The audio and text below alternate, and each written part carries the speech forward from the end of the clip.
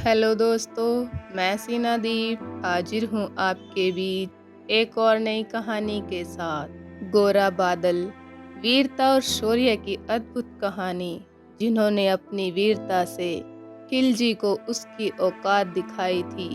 गोरा और बादल ऐसे ही दो शूरवीरों के नाम हैं, जिनके पराक्रम से राजस्थान की मिट्टी बलिदानी है। जीवन परिचय और इतिहास। गोरा और बादल दोनों चाचा भतीजे जालोर के चौहान वंश से संबंध रखते थे। मेवाड़ की धरती की गौरव गाथा गोरा और बादल जैसे वीरों के नाम के बिना अधूरी है। हम में से बहुत से लोग होंगे जिन्होंने इन शूरवीरों का नाम तक न सुना होगा, मगर मेवाड़ की माटी में आज भी इनके रक्त की लालिमा झलकती है। मुहणौत नैणसी के प्रसिद्ध काव्य मारवाड़रा रंगनारी विगत में इन दो वीरों के बारे में पुख्ता जानकारी मिलती है। इस काव्य की माने तो रिश्ते में चाचा और भतीजा लगने वाले ये दो वीर जालोर के चौहान वंश से संबंध रखते थे, जो रानी पद्मिनी की विवाह के बाद चित्तौड़ के राजा रतन सिंह के राज्य का हिस्सा बन गए।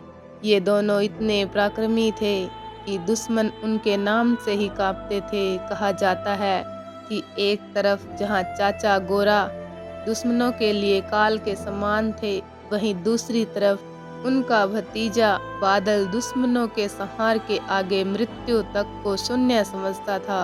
यही कारण था कि मेवाड़ के राजा रतन सिंह ने उन्हें अपनी सेना की बागडोर दे रखी थी। राणा रतन सिंह को खिलजी की कैद से छुटाना, खिलजी की नज़र मेवाड़ की राज्य पर थी, लेकिन वह युद्ध में राजपूतों को नहीं हरा सका तो उसने कूटनीति चाल चली। मित्रता का बहाना बनाकर रावल रतन सिंह को मिलने के लिए बुलाया और धोखे से उनको बंदी बना लिया, और वहीं से संदेश भिजवाया कि रावल को तभी आज़ाद किया जाएगा जब रानी पद्मिनी उसके पास भेजी जाएगी। इस तरह के धोखे और संदेश के बाद राजपूत क्रोधित हो उठे, लेकिन रानी पद्मिनी ने धीरज व चतुराई से काम लेने का आग्रह किया। रानी ने गोरा बादल से मिलकर अलाउद्दीन को उसी तरह जवाब देने की रणनीति अपनाई जैसा अलाउद्दीन ने किया था। रणनीति के तहत खिलजी को संदेश भिजवाया गया कि रानी आने को तैयार है, पर उसकी दासियां भी साथ आएंगी। खिलजी सुनकर आनंदित हो गया। रानी पद्मिनी की पालकियां आई, पर उनमें रानी की जगह वेश बदलकर गोरा बैठा था।